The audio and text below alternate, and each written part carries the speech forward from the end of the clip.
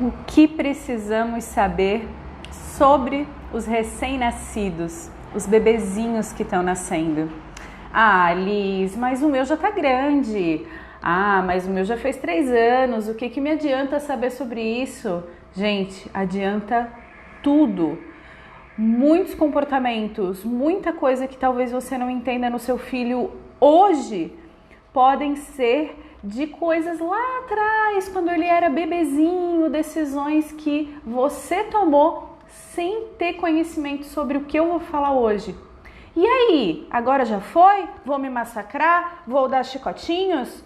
Vou me culpar? Vou me vitimizar? Não!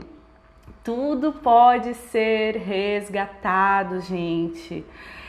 Tem um treinamento que eu fiz uma vez de autoconhecimento em que a gente fazia uma viagem à nossa criança, a gente fazia um renascimento, a gente nascia de novo.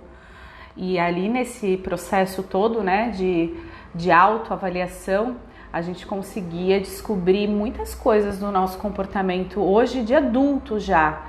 E através dessa consciência, a gente consegue daí trabalhar isso dentro da gente e ajudar também nossos filhos a entender, né, algumas coisas que estão acontecendo com eles, tá? Então não se preocupe se seu filho tá grandão, tá bom? Ou se já passou por isso, ou quem sabe um dia ter outro, você vai entender melhor, né?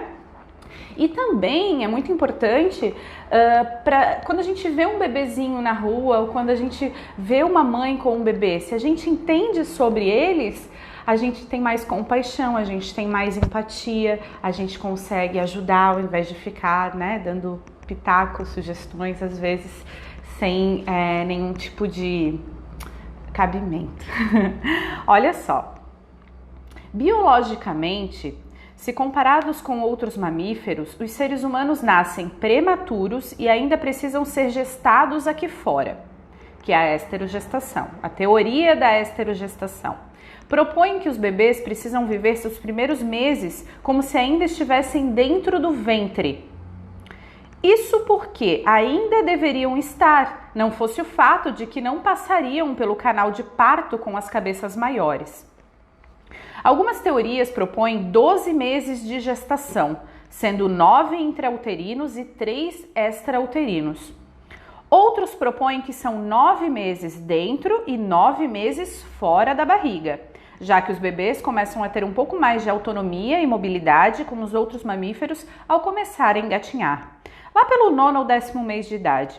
De qualquer forma, a parte mais importante disso, a meu ver, é entender que o bebê vai pedir em seus primeiros meses aqui fora tudo, percebam, tudo o que tinham lá dentro da barriga. Arrepio inteira. Há muitas técnicas e teorias para acalmar bebês durante o período da esterogestação. O psicólogo norte-americano Harvey Karp criou uma das mais famosas, os 5 S.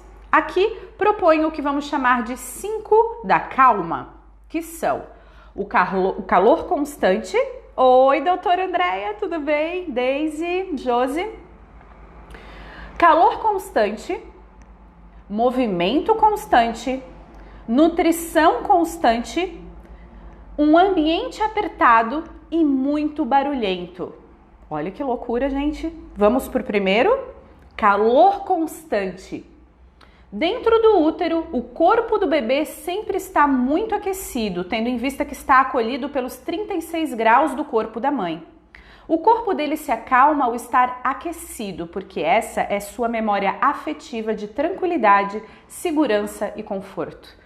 Ao simular o ambiente quente do útero, comunicamos ao corpo da criança que não há risco de frio, não há risco de desconforto, porque ela está segura no quentinho. Geralmente esse quentinho significa colo, presença, proteção, cuidado, itens essenciais que o bebê evolutivamente busca para se acalmar.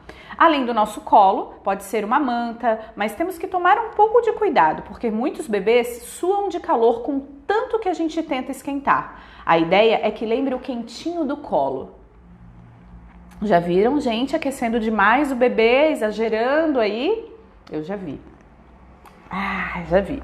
Gente, é um pouquinho mais do que a gente tá acostumado. Então, por isso que não dá para botar uma dica assim, coloque tantos, porque depende do ambiente que você tá, se ele tá muito frio, se ele não tá, né? Movimento constante. Cada dia, mais grávidas se orgulham de mostrar que são ativas até o último dia da sua gestação. Muitas fazem atividade física, correm, fazem pilates, trabalham, sobem e descem escadas, mantendo a saúde e o condicionamento físico. Mas é interessante lembrar que, ao estabelecer esse padrão, estamos acostumando o bebê nesse mesmo ritmo. Não se preocupe, o bebê de qualquer forma é movimentado o dia inteiro na barriga. Não estou criticando a hiperatividade das gestantes. Só estou frisando que, se os bebês se acostumam com movimentos constantes e cada vez mais intensos, não podemos esperar que depois de nascer eles fiquem deitadinhos no berço, né? Quietinhos, retinhos, prontinhos para dormir. Coisa linda, né? Acontece que eles passaram 9 meses dormindo em meio aquoso, em uma movimentação constante e vigorosa e se acostumaram a balançar, sentir conforto. Isso traz para eles segurança. O que acontece quando qualquer pessoa, até quem não tem muita experiência com bebês, pega um no colo? Começa a embalar. É intuitivo, é natural. Aprendemos enquanto espécie em nossa inteligência coletiva que embalar é a forma de cuidar, acalmar e adormecer um bebê. Meu marido ficava lá na bola, fazendo balancinho, porque ele falava que ele não tinha seio, né, para acalmar. Então ele tinha o balancinho da bola, aquela bola de pilates, sabe? Portanto, apesar de sabermos que os recém-nascidos demandam movimento, acabamos nos esquecendo desse detalhe ao esperar que eles durmam muitas horas seguidas num berço silencioso e frio. Antigamente, os berços tinham a mesma estrutura de movimento das cadeiras de balanço, mas algo se perdeu. E hoje temos berços cada vez maiores e mais estáticos. A natureza do bebê exige movimento, quer colo, e assim acabamos varando a noite pegando e soltando uma criança que procura no movimento a nossa presença. Alguns exemplos são carro, carrinho, movimento constante da cadeira de balanço ou até próprio berço que se balança. A ideia aqui é imitar o embalo natural do corpo. Terceiro, nutrição constante. Você sabe que quando está na barriga da mãe, o bebê não sente fome, porque o cordão umbilical se encarrega de alimentar. Consegue perceber, né? Por isso, é tão importante lembrar quão assustadora a fome parece para um recém-nascido. Bebês com fome entram em total desespero, porque seu corpo tem a absoluta certeza de que está em risco de vida eminente. Tão logo pede alimento e não é atendido, o corpo do bebê entra em desespero. Ele chora e grita para sobreviver. Além disso, durante as primeiras semanas, principalmente, na verdade, durante os primeiros meses, o bebê tem estômago pequeno, aproveita tudo do leite que mama e, portanto, sente fome o tempo inteiro. Ter o bebê mamando o dia inteiro é mais do que esperado, porque a alimentação constante também é uma forma de o seu corpinho garantir que está sendo protegido e cuidado. Assim, quanto menos demorar para receber o leite que pede, mais confiante esse pequeno ser estará em seus cuidadores. E ainda tem profissionais, né, indicando horários, né, de hora em hora, de 3 em 3 horas, enfim, né, tentando colocar o bebê num ritmo da nossa vida, sendo que é a gente que tem que entrar no ritmo do bebê, gente. Ao chamar e ser atendida, o bebê desenvolve um vínculo forte, um apego seguro e se torna mais tranquilo. Mas vale ressaltar que não estou falando do que ouvimos tradicionalmente enquanto mães puérperas em nossa cultura. Ouvimos que não podemos amamentar o bebê toda vez que ele pede, que não podemos pegá-lo no colo sempre que chora. As pessoas insistem que dessa maneira vamos acostumar mal a criança. Foi dessa forma que gerações e gerações de mães foram afastadas de intuitivamente pegar o bebê logo que ele chama. Que foram ensinadas a não dar o que seu corpo insiste em dar àquele bebê o que precisa. Que foram desconectadas de suas crias pelos costumes e pela cultura. É interessante perceber que o conhecimento nos ajuda a simplesmente conseguir relaxar e nos permitir ouvir nosso corpo e atender o nosso filho. Além da alimentação, a sucção ocupa esse lugar de calma por ser o movimento de nutrição da criança. Sugar alguma coisa relaxa e tranquiliza, passando para ela cuidado e segurança. É importante lembrar que o sugar dos dedos é uma forma autorregulatória do bebê e que mamar quando se chateia ou durante o dia todo não mostra uma criança viciada, mas sim uma criança buscando conforto e segurança na sucção. Podemos analisar o que está levando ela a buscar isso tão frequentemente, mas de maneira alguma tirar esse apoio que ela está informando precisar. Muitas pessoas, aquelas que ensinam que o colo vicia, insistem que não podemos deixar a criança usar o peito como chupeta. E aqui eu quero aproveitar para liberar você desse medo. A chupeta foi feita para substituir o peito e não o contrário. Isso é tão verdadeiro que a chupeta é capaz de causar o desmame precoce, uma vez que pode causar confusão de bicos. A criança suga o peito da mesma forma que suga a chupeta, ferindo o peito e fazendo uma mamada menos efetiva. E também pode diminuir o estímulo à produção de leite. Ao sugar a chupeta, o bebê deixa de estimular o peito. Sim, no meu caso, né, a minha experiência, eu não ofereci chupeta para minha filha. Eu não gosto de falar assim, você é contra a chupeta ou a favor de qualquer coisa que seja. Eu sou a favor de a gente entender qual é o objetivo da chupeta, por que ela foi criada. Uma criança que é deixada numa creche, que não tá no livro, tá? Tô falando do que eu estudo sobre o assunto, de outros autores, enfim. A chupeta, ela foi criada para substituir essa indisponibilidade de dar mamar o tempo inteiro, a indisponibilidade da mãe, uma criança que fica na escola muito cedo, né? Que não tem um cuidador específico para cada criança, que seria o ideal, seria o mundo perfeito, né? A criança ter sempre alguém à disposição dela, né? Até pelo menos 2, 3 anos, né? Então a chupeta, ela substitui, na verdade, o afeto e o amor e a sucção e a sucção não nutritiva, né? Então ela é importante. Então não adianta falar assim, sou contra a chupeta, não é isso, jamais, né? Mas eu não precisei oferecer chupeta para minha filha. Sim, as pessoas ofereciam. Sim, as pessoas perguntavam. Sim, eu agradecia, né? Mas eu decidi não oferecer, não achei necessário, não vi necessidade. Ambiente apertado, quarto. São 5, lembram? Estamos no quarto. Sabe quando alguém ensina a enrolar o bebê todo apertadinho num charutinho de coeiro? O famoso swaddle. Ai, meu Deus, é inglês aqui. Quando fazemos isso, estamos tentando imitar o útero e passar conforto e segurança ao recém-nascido. Nos últimos meses de gestação, o bebê cresce tanto que se aperta todo no útero da mãe. Espremido, apertadinho, quentinho, ele se sente protegido e seguro. Acredito que um dos fatores mais importantes seja o limite do espaço que o corpo da criança ocupa. O berço, por exemplo, é um lugar infinitamente amplo que passa para o bebê uma noção de vazio, de abismo e de solidão.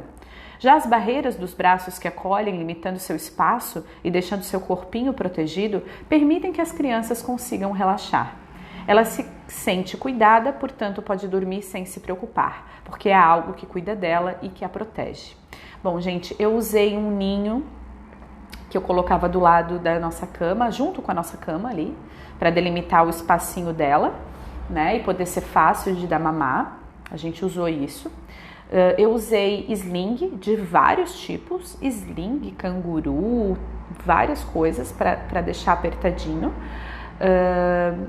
E eu tive consultoria, né, de uma doula maravilhosa, Raquel, que nos auxiliou nesse processo. E uma pessoa experiente que tem uma visão que a gente acreditava, que é uma visão mais humana, mais natural, né, da natureza. A gente não queria sair do que o nosso corpo é sábio, né? A gente acredita que o nosso corpo é sábio, ele fala com a gente. Último, 5 da calma, né, para o bebê. Barulho constante. Você já encostou o ouvido na barriga de alguém? Faz muito barulho. O bebê passa meses constantemente ouvindo batimentos cardíacos, frequência respiratória, pressão sanguínea e todos esses barulhos o acalmam. Todos esses barulhos o relaxam. Ao sair do ventre, esse bebê se vê perdido sem os limites do útero, sem seu calor, sem esses sons constantes. Sente fome pela primeira vez e passa a pedir por aquelas coisas para conseguir relaxar e descansar. O ruído neutro é um excelente exemplo, neutralizando os sons externos e relaxando o bebê com a lembrança do útero barulhento.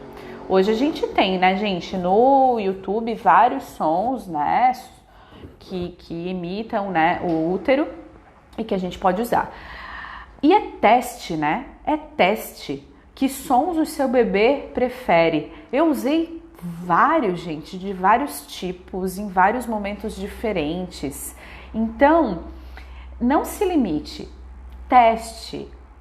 Perceba se é a sua voz que acalma, percebe se é um som, percebe se é uma música, percebe se é andar de carro. A gente usa muito até hoje o andar de carro. Então, percebam, né? Este capítulo é impactante. Muitas coisas fiz pela intuição de mãe. Que bom, Josi. Minha amiga Doula, admiro o trabalho dela. A intuição é um negócio fantástico, né? É um negócio muito louco, é um negócio muito forte, né? Mas a gente, aos poucos, vai se desconectando da gente, né? E para finalizar o nosso capítulo de hoje, ao entender essa necessidade do bebê, tudo muda. Passamos a entender que o recém-nascido, na verdade, faz parte do corpo do seu cuidador primário ou cuidadores. Ele precisa ser um anexo e isso lhe trará paz. Nosso corpo conversa com o corpo da criança, acalmando-a. Se a sua frequência cardíaca estiver elevada, o corpo da criança vai receber esse sinal e ela vai ficar inquieta. Para acalmá-la, basta pegar a criança no colo, respirar profundamente, lentamente e dar espaço para que seu corpo comunique essa calma para o corpo do bebê. Fusão emocional, como dizia Laura Gutman, né, gente? É uma fusão emocional. É um negócio muito forte, mãe e bebê, né? Conversar com a criança ajuda muito também. A nossa entonação, a nossa voz suave, a nossa calma transmitem para o bebê uma comunicação de paz. Dizer para esse ser tudo o que se passa na sua vida é um passo importante para a sua relação com ele. Eu até me emociono. Não só para criar o hábito de informar e comunicar a ele, como também para que a pessoa que fala possa elaborar o que está vivendo, pensando e sentindo. Essa vivência é essencial. Falaremos bastante sobre ela nesse livro. Por enquanto, insisto que você acredite em mim e converse muito sobre tudo, independente da idade da criança. Eu converso muito com a minha filha, muito até hoje. Eu peço perdão, eu peço desculpa, eu explico por que eu estava com raiva, por que eu estava com pressa, por que eu estava nervosa, por que eu estava feliz, por que, enfim, tudo. A gente acha que eles não entendem, né? Eles entendem, gente. Eles sentem muito melhor do que entender, é sentir, né? Sentir. As crianças sentem. Então, gente, amanhã, né, o nosso Manhã Sem Roteiros aqui do livro Educar Sem Pirar, da Nanda, vai falar sobre entender o sono é crucial para a inteligência parental.